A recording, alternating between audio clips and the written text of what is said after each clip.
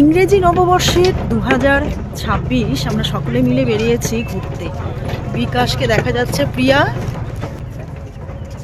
কলতা থেকে ব্যারাকপুরে ধোবিঘাট হয়ে গঙ্গা পেরিয়ে শ্রীরামপুরের ঘাটের পর থেকে কিন্তু আলোর মালায় সাজিয়ে ফেলেছে পুরনো শহর শ্রীরামপুরকে। প্রায় 500 বছরের পুরনো হুগলি নদী তীরবর্তী প্রাচীন শহর ডেনিস, বর্তমানে যা শ্রীরামপুর নামে পরিচিত। 2025-এর বর্ষশেষে হেরিটেজ উৎসবে আমরা গিয়েছিলাম ওলেবি চার্চ দেখতে, যা 1806 সালে উন্মোচিত হয়েছিল সকলের জন্য।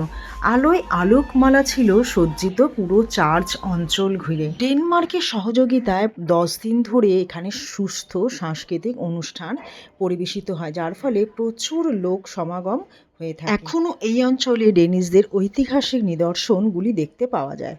আলোর শহর শ্রীরামপুরের দিনিমার গির্জার এই ভিডিওটা কেমন লাগলো লাইক এবং কমেন্টসের মাধ্যমে অবশ্যই জানাবেন। সাবস্ক্রাইব করে পাশে থাকবেন। নমস্কার।